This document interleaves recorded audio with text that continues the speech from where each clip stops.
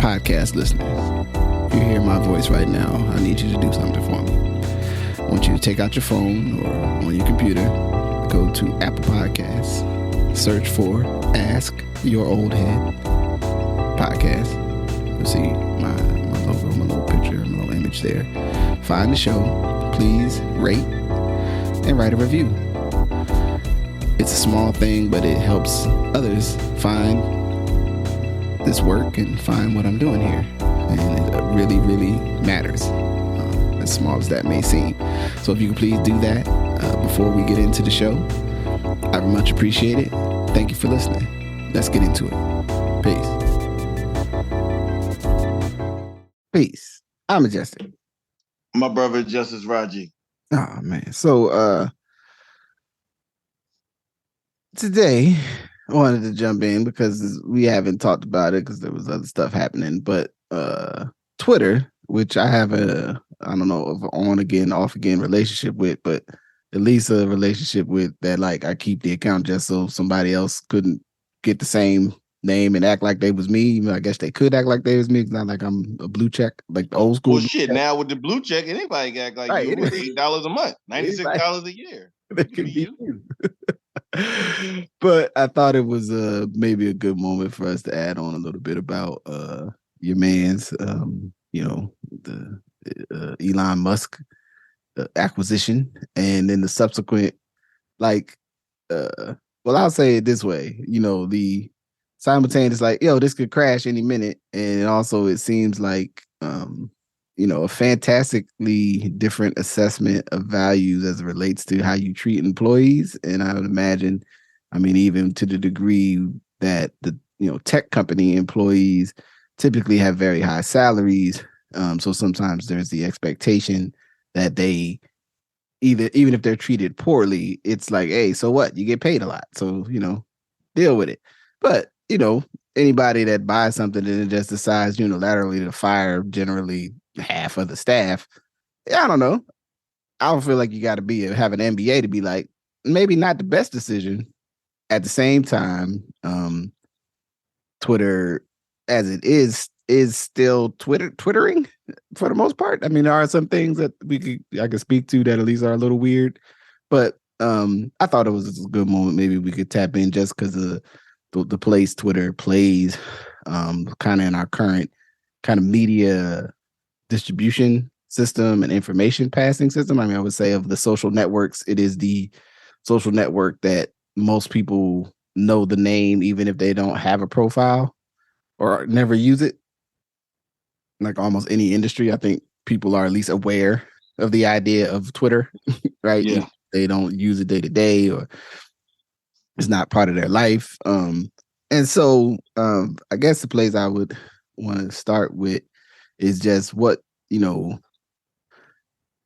have you experienced with this much heralded change in leadership? Well, one, I think, like most things in our society at this point, it's the thing, but it's the thing behind the thing, right? Mm-hmm. Like, it's Twitter, but it's really, the whole Elon Musk conversation and all the people who gave him all the money. Because it's really important to think, like, as much money as you think Elon Musk has, like most folks who are really rich, it goes up and down by the day, right? Because most of their money is in stock options and other stuff. Mm-hmm. Not all of it, but a good amount of it. So if you're really rich because you own most of Tesla, or you're really rich because you own most of insert company, okay, well, if that company is worth 20% less tomorrow, their worth is 20% less tomorrow. So at some point we think about some of these folks and we're like, oh, they're like rich, and they are rich beyond our imagination, but it's also paper rich. Meaning when he had to actually buy Twitter, he had to find $1 billion, literally. And then he had to go to other people with more money than him, which is important for us to think about that. Think about that. Right? Like, it is important for us not to forget that when you go to Morgan Stanley, that when you go to the folks from Andreessen and Horowitz, Ben Horowitz and Mark Andreessen, right? You're going to people with more money than you, who actually have more money to split than like and share and buy things with you and give you the money. So that's an important part of this, because if not, then we believe that like he took all his money and threw it all on the on the table, Right. which is not what happened. He was supported by the global economic system to buy information dispersal platform. Mm-hmm. That means there's a host of other people. I ain't got to say a whole bunch, because that doesn't mean it's a whole bunch, because it's not a whole bunch of these folks. There's a host of people who say, you know what, you're doing the right thing. We're going to back it, and we trust you. And that's how the system works. The system doesn't work because one person is super smart. The system works because people are saying, we trust that you can make something work, and we're willing to use our money and other people's money to that end. So that's like one thing that I think is really important around Twitter. Yeah. That it ain't just like on a whim he decided to do this. He was backed by banks and people. The other part is I do want to share this one part, and I add on back with you, is this idea of the court of Chancery in Delaware, Mm-hmm. right? Which, owing to, we're both from the Delaware Valley, so we both understand the uniqueness of the state of Delaware. Yeah. That is a state that has no taxes, yet is the place where everyone is incorporated at. Yep. Right, and they have a court called the Court of Chancery. That's the proper name of it. That actually makes decisions on all financial matters of anything that happens in Delaware, or anything that happens if you are incorporated in Delaware, is a better way to say it. Mm. When he said he was going to buy Twitter, it destroyed people's positions in Twitter. Yeah. So he cost people hundreds of millions, if not billions of dollars. So it went to the court, to the point where they forced him to buy it. Right. It said, you got to do it now. And in fact, if there's a court that can force someone like him to buy a company, and we don't know who they are, which is just another thing that we should be thinking about. Yeah. Well, it's an interesting, it's a whole series of things. I mean, we could get into the weird way folks like assume the genius of this man, right? Like, which when you start to learn about even Tesla and some of this other stuff, he's not really like the technical person. he's not the technical not person. At all. Like, right, but it's the perception. Oh, he's so for advanced, and it's like, no, it's he's not really. And then and then you get into this idea that like at least the external perception based on the kind of where I sit in this is that you have this proxy fight of supposed right-leaning, left-leaning communists, I guess fascists. Is that the other side of the pendulum? I don't know. Normally, socialists. But the reality of fascism, that it becomes a thing on both sides depending on how you perceive it. Yeah, like it becomes the end game of both. Like you have this weird proxy fight that's happening on social media, and this man, from at least the external lookings of it, positioned himself as like, yeah, and the free speech and the this and the that, and well, I can just buy it. I mean, and the general idea that exists, especially in the tech space, of the idea like these folks, I'm an engineer, so therefore everything that I see as a problem, there's some smart way that I know or could think of that you people couldn't, because you're not engineers like me, which is a crazy thing to do, and I mean that in the most like whatever way we could say that without it having anything related to actual mental health and things of that nature. Like I'm talking about people that anyway are on the wrong footing in their human interactions and engagements, and a sense of quite frankly disrespect of the intellect and the intelligence of other people, that you would perceive yourself to be so much wiser that you're like, yeah, I could buy it and make it better. And it's like, but here's the thing. Here's the thing, Just we have, and I'm saying the royal we, royal, got it. Perpetuated a system that we assert that people who run businesses are smarter than the rest of us. Mm-hmm. And then the people who run tech companies are definitely smarter than the rest of us.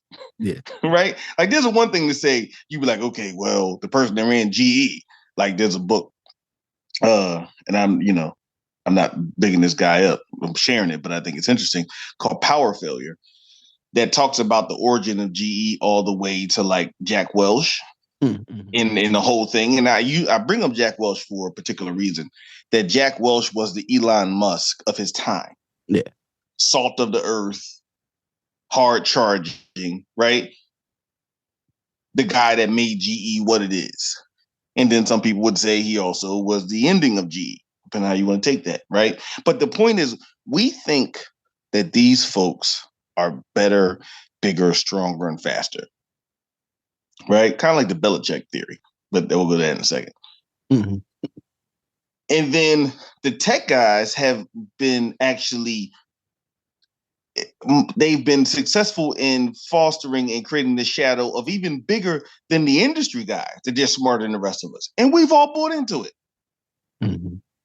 To me, going back to the idea of endgame, Elon Musk buying Twitter and being forced to buy Twitter, frankly, because again, I go back to, we have to say he was forced to buy Twitter.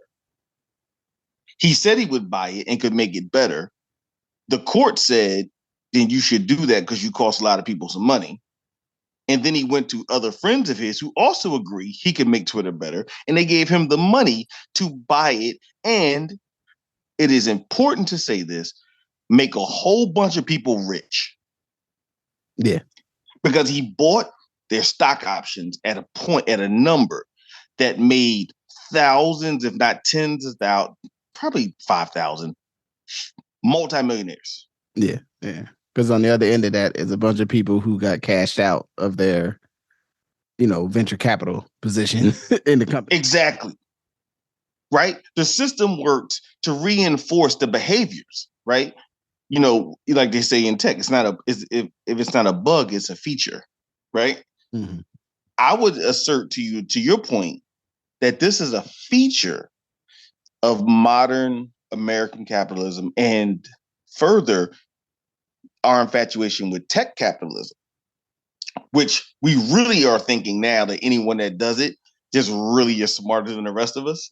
Even if you talk too much and then you had to go buy a company. Right. Which for us would be the epitome of wisdom knowledge, right? And wisdom knowledge, not wisdom knowledge of people to understand it for those who are listening, but acting before properly doing the knowledge and drawing something up and saying, this is what I want to do. But if you're talking late night with a side of, scotch on your, in your cup, and you're telling people you could do something, well, now it costs you millions of dollars. And now we have to deal with the idea of you taking a company that we all looked at as a public company, private, which adds on to your point about the broader kind of context for it. Yeah, and it gets to there's a couple other footholds I wanted us to touch on, because you have in here this core thing of the reality of Black Twitter and the way Black folks in the United States, and I would say across the diaspora, because there's at least in the English speaking Twitter world. I don't know how Twitter shows up for those who don't speak English, right? And I'm saying that as a understanding that there's a whole other layer to Twitter and all of these social networks and how they function within other societies that are not the United States.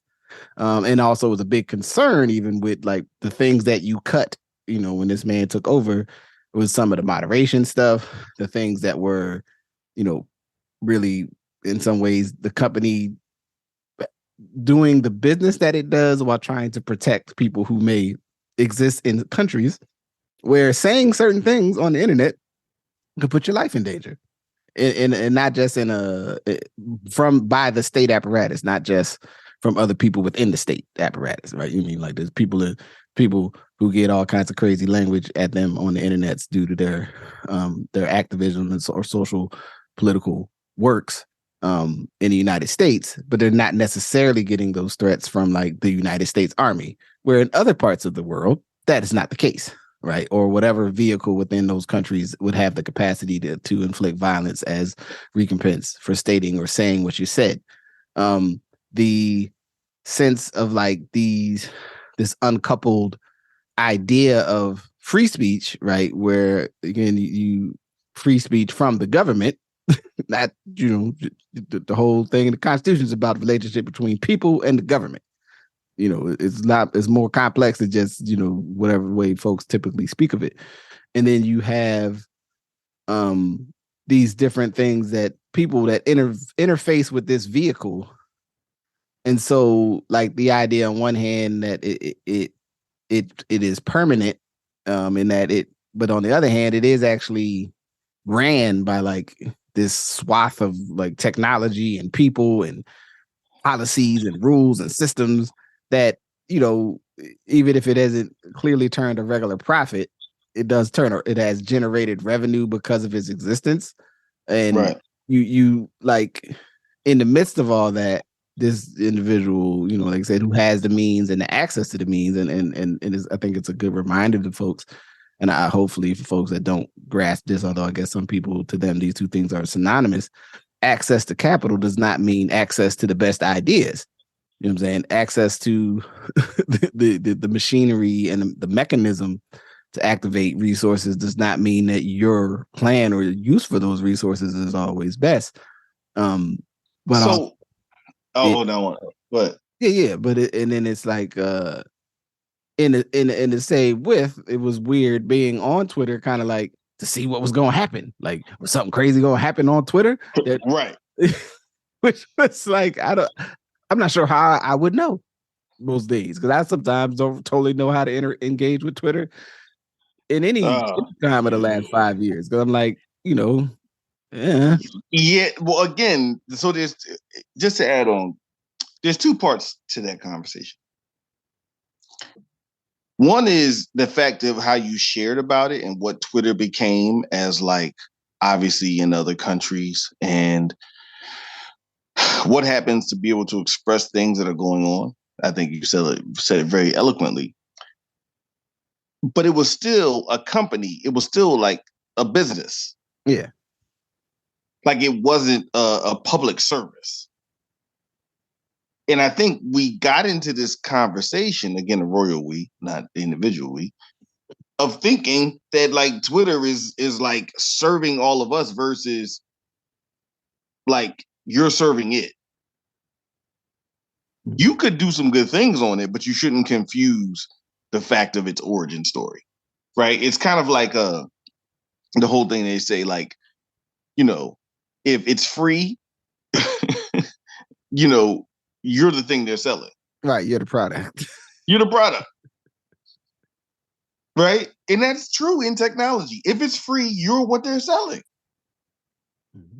Now, that doesn't mean all the things that have happened on Twitter, which have made good things happen. And I acknowledge that. But again, this is going into the mythos of the tech executive. In this case, Jack Dorsey, who was like the enlightened tech executive, who would never do anything bad. Twitter was here for all of us, right? Until Twitter's not making enough money. And then when Twitter's not making enough money for the people who are investing in Twitter, then the conversation becomes different. Mm-hmm. So then we almost were lulled, and I'm going to use that term, to sleep about the use of Twitter because of the executive we connected it to. So it's really much like a Luke Skywalker, Darth Vader type of situation. Like Jack Dorsey, hangs out with certain people. He fasts. He does all these things, right? Mm-hmm. He's very enlightened. He partners with Jay-Z. They buy title, right? Like, Jay-Z gets a seat on Square. How bad can the guy be, right? He's connected to our favorite black capitalist. And then the villain buys it, right? But the villain and the hero are all with the same people. Mm-hmm. They're both hanging out with the same people. They both get money from the same people. Yeah. and so, and again, I want to say this to say that I acknowledge the role that he's played in social justice movements in America and all across the world. But it was still free for you to use, which meant you were still what was being sold. Elon Musk came and said, I'm being honest with y'all about what's happening. And goes back to your idea, the smug sense of self-importance of I'm going to tell you about this and I can do it better. And now we're going to have a new thing. And then once you get inside and recognize what was going on in the thing, right? You recognize that the thing you thought you were buying wasn't the thing you were buying. Right. Which it also is a thing of like, again, wisdom, knowledge, and not your universe, not the blessings of activating your information, but acting before what you know. Yeah. Because you bought something that you didn't do due diligence on. Which leads to your point about the firing and just the horrible like corporate leadership. Yeah. Well, then it begs the question in the future when someone writes, does the case study on this, like, I mean, I guess, if you look at the age of the robber barons where like folks had so much access to capital in such a Elon Musk is operating in a totally different business environment than any of us. If we were like, yeah, I got this idea for an app and I'm going to work on it and I'm going to develop the code and I got these partners and my partners, we're getting together.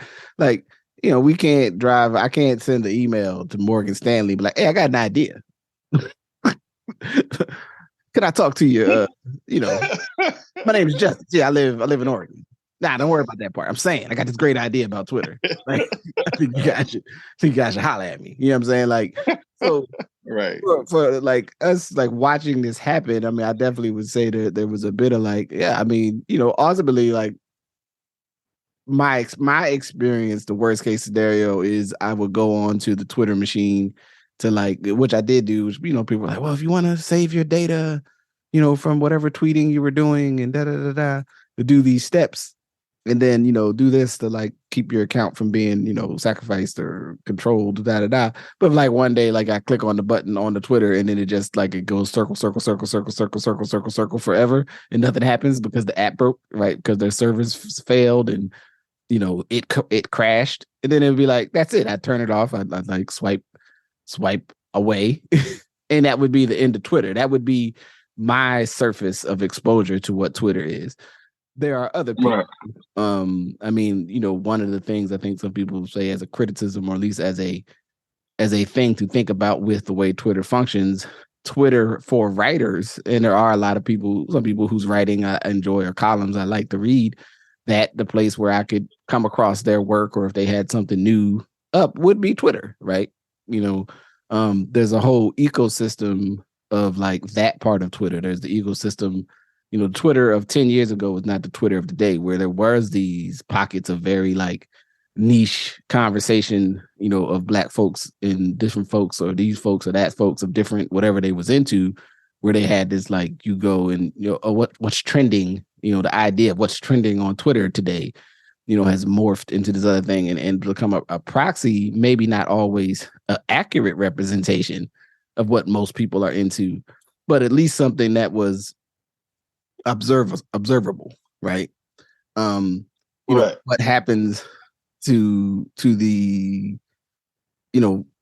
the discussions I heard were like, well, what happens if that doesn't work, and where would these people find each other? Like, in many ways of the different social media vehicles, it is the one where you most have the opportunity to go engage with somebody that's not really what you're into, without having to like join them, so to speak. Like you could search for that topic. If somebody was talking about Kenny Chesney, I ain't into Kenny Chesney, but if I wanted to find out Kenny Chesney people were talking about today, like I could search Kenny Chesney and just see what pops up.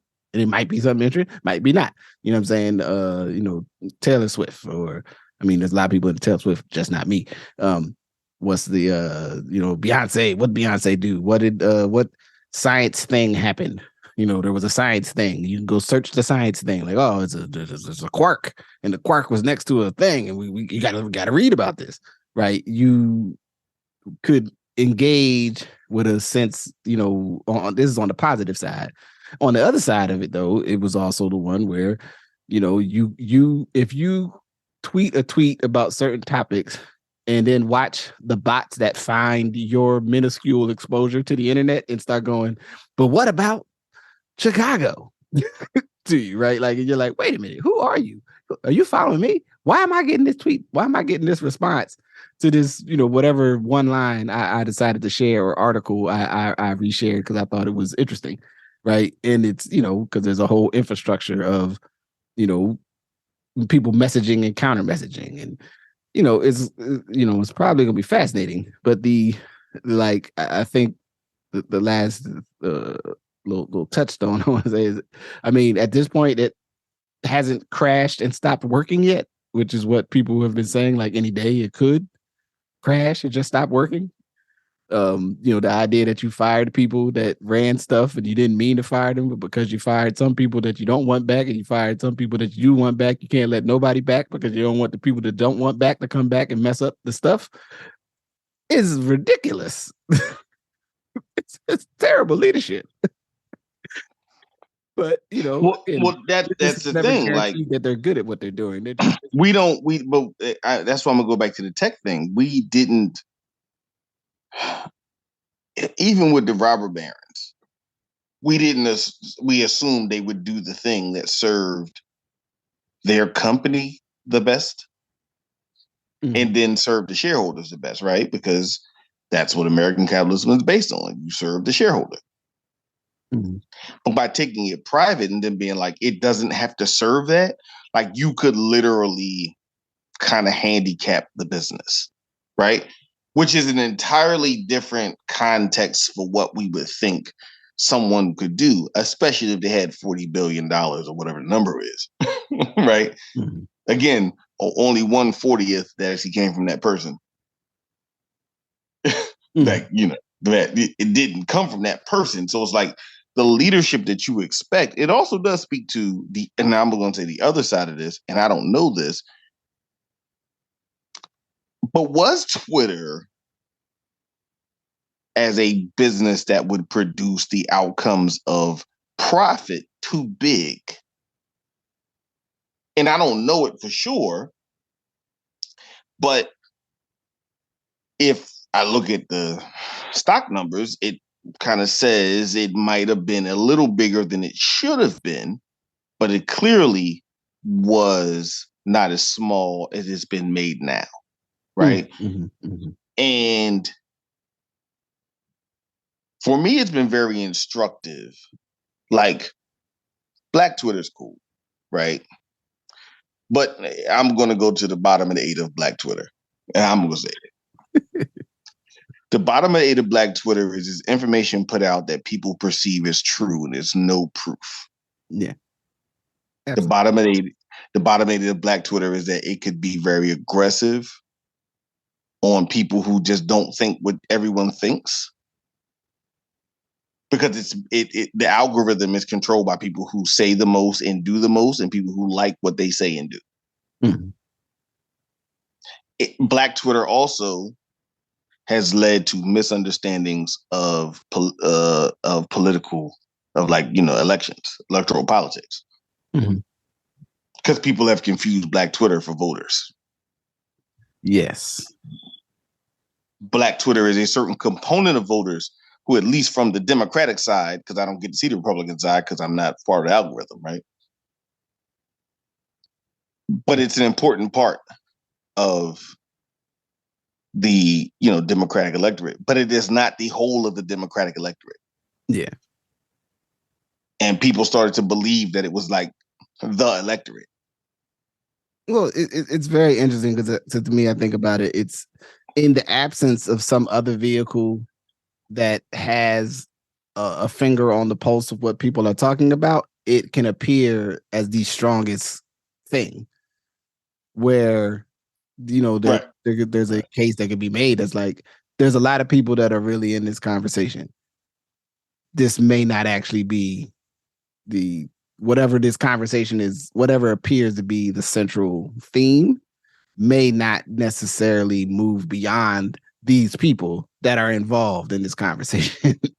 Right. Right. No, that's actual fact. You know what I'm saying? And then even the the other part about that is that it doesn't actually suit itself as a place to actually sort out a discussion, like to sort out some. I mean, I guess our recent discussions about a couple individuals being highlighted as this is not the venue to try to. If you was trying to say something, maybe this wasn't the place to do it because right. There's no, it's it is not, it has not developed to that right now. It is sometimes a great place, like I said, like it's sometimes there's threads that I found, there's things that I find quite entertaining. There are threads that are like, oh man, that's informative, I should go back, like, oh, and here's links to all these things to go read right on a subject, and you're like, oh well, that's great, like kind of top side. Or you can even the top side of Black Twitter, like the whether perceived or probably not really new, but definitely a modern discussion on representation in media, like when the Oscars So White happened, right? I'm saying, like, these things that they can appear like you might think that this was a new conversation, but it's just the current version of the conversation. You know what I'm saying? About representation in media and in the presence kind of in the larger space of the world.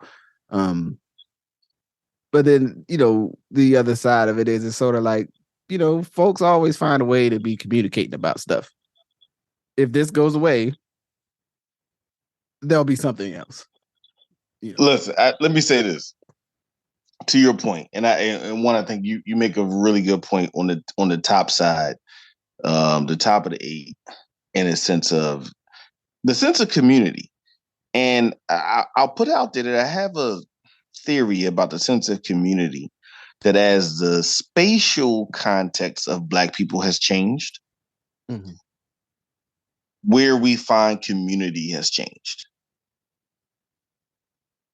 And to my point, there was a time that the corner was the center.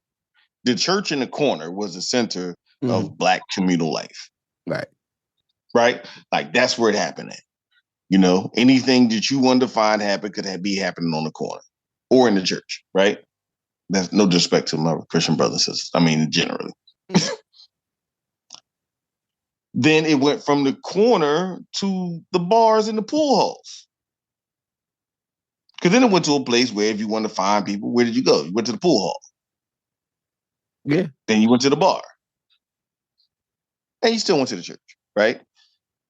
And then it got to a point where, well, maybe it wasn't the corner or the pool hall, or now it was like a club, right? And now there were smaller churches that proliferated. So my point is, like, that sense of community has always shifted. But one thing about what I'm saying is it was always in close personal proximity. Yeah. What we find in community now, in the broader sense, and in the big sense of community, is that it's not in close proximity. And I think it's mirrored the shift in proximity of people to each other, mm-hmm. where now community has become much more about shared ideals than shared proximity. Mm. And I think Twitter was the perfect place to give birth to this idea that it was no longer necessarily about if you were at that place. Right. It was about, like, did we share something in interest? Right. Where did we see the world similarly? Similarly. I like that. I like that. Similarly, I like that. You know what I'm saying? I like where we came from. Yeah, I appreciate you. You know what I'm saying? Like, so then we can like talk, and then we can, maybe make fun of these other things, and there's all these other nuances of what Twitter has been and where it has shaped, and like as more people started using it, and then you know concern for size, and but it's still, I think I don't know that we've still totally figured out what are the best use cases for these different social media vehicles. You know what I'm saying? Like how they show up in our lives, and they do not, they can suffice as a contact point depending on your circumstances, but there is still I think a long-term question about, like, you know, if you're coming together via this method, is this sufficient? You know what I'm saying? Is, a level of connection? Is it a useful level of connection versus this is like, this is the goal, is to be connected via one of these tools. I mean, and I guess the only other thing, and I just think in the interest of time, we can start to move towards a wrap up. Is, if if anyone, if you have structured, your whole kind of reality and, financial, whatever it is you do, it requires a dependence on basically ultimately what is a, a a piece of software owned by some people. You know, circumstances change, and hopefully we'll be safe. I would say my biggest concern would be from other places in the world where this had become something that was an outlet to get information moving. You know, can we find other ways to move it if this fails? And then there's opportunity, there's a reality that as much as that dude or that man's may own it, ultimately he's not actually the content that's on it. And even the classic case of capitalism as we've experienced it in our age is like, well, I don't really like what they saying, but I'm still making money, so I'm gonna just go ahead and let it roll. So I can Right. make money on it because that's what capitalists do. I mean, it's kind of like I think about like the Coalition for Public Broadcasting, right? Mm. Like, we growing up and it's like Sesame Street. Shit Mhm. must be free. I can watch it on a channel that doesn't sell anything else, right? Right. Like, NBC, ABC, CBS, the W, all these other joints, right? They sell something. Fox. It's this one channel we're growing up that doesn't sell shit. So you're like, oh, that's the public good. And then you recognize the challenging nature of the, Coalition for Public Broadcasting since Nixon, right? Right. Right. There's stuff that comes with that. So there is a conversation about, do you need a public good that serves this bigger picture? Because if you have a public good, but a public good in the sense of investors that are not you, all right, that good can change whenever people see fit. Mm-hmm.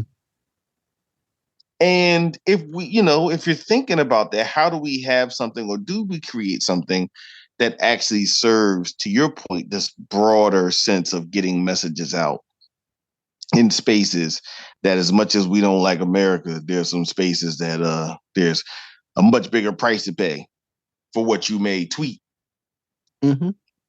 than America. Yeah. Yeah. Kyrie Irving notwithstanding. Right. You know what I mean? Uh, because I'm just be real. It not only took him to tweet what he tweeted, but then people to ask him about it, they be like, I don't know what y'all talking about. Right. And they'd be like, Right? It took Kanye West. I said something crazy that Dave Chappelle said. I woke up and tried to see if it was still there. It was still there. Like, you didn't even erase it. Like, you had a chance to erase that shit, dog. Like, so I'm just saying. Right. Right. Right. So there is something to be said for that. So there's a to me, like, a thing of the importance of a public good that serves this. And you're right. Much of it will stay up because it makes money. Because now, again, there's global capital that's $40 billion into what this decision is. Mm-hmm. Right. So at the end of the day, it does have to make money. And a related aside that might be for conversations, is Disney just replaced their CEO after only like 18 months. Yeah. Went back. Right? Yeah. It went back to Iger, like, oh man, okay, well, we gotta get rid of this other guy. This is Disney, Jack. Right? AKA, if what you are doing is not making money, you have to go. So there is something to be said for that. But it does remind you, even if it brings you something good in the broad sense of global capitalism, it's bringing you something good because it's making someone else some money. And I'm not saying that that's something that everyone has to be paranoid about, because all y'all listening, as long as it doesn't compromise, Just and I's principles, trying to make some money here. We'll let y'all know. We ain't compromise our principles because we can go do other stuff during the day. Yeah, absolutely. But it is something to think about. So, I mean, to your point, it's like, seeing through frankly, the facade that is tech leadership. But then also figuring out, to your point, like, where's community? And if community is only online, or if community is only online and the thing we're used to using, can we be organic and pivot to, kind of get the best parts and not care about the poor part. Indeed. All right. So, I mean, I guess it's not a post-mortem on Twitter because it still works, even if it is a little buggy. even when like the motherfucker that's running it. Yeah, I will say the stuff that pops up in my feed is like a couple people. I'm like, man, it seems like I'm seeing a lot of tweets from this person. I didn't even know I followed this person. You know what I'm saying? Man, like, it's strange. It'd be people I don't even know I know. They'd be like, well, so when you follow someone that you follows them, why the fuck do I gotta follow them? I didn't ask y'all for that. I don't know. I don't want to talk to them. Come on, man. Give me a break. Give me a break, dog. I don't know them anyway, man. but I think it's not a postmortem, but it is a reality check for everyone. Mm-hmm. That just because you always had it at your disposal doesn't mean it was yours. Absolutely. All right. I think that's good. You know what I'm saying? For the good of the order. So with that, I say peace. Peace. Thank you for listening to Good Brothers. Thank you to my good brother, I'm Majestic. Good Brothers is a part of the Ash Your Oldhead podcast, and it's produced and created for you by me. Also, obviously, with the collaboration of my good brother, I'm Majestic, but Ash Your Oldhead as a whole reality, the whole experience is that of my own making and my own exploration into I guess somewhat the development of myself and the development of humans in a broader context. But you can support the podcast best by listening, sharing where you listen, rate and subscribe where you listen, and get the word out there. And if you enjoy anything that you hear in these conversations, feel free to reach out to Justice Rajee pretty much on any of the social media platforms that I use. Other than that, you can become a patron. Search for Justice Rajee on Patreon, and you can sign up to monthly contribute to the upkeep and the back-end cost of producing digital content. And then you can go another step is look to the Etsy shop or Ash Your Oldhead and buy a sweatshirt or a mug of the arts, culture, products. But I guess I should just make an Ash Your Oldhead sweatshirt. Maybe that'd be the one. We'll see. I don't know. In any event, any support is appreciated, and please take the best part for yourself. So with that, I say peace.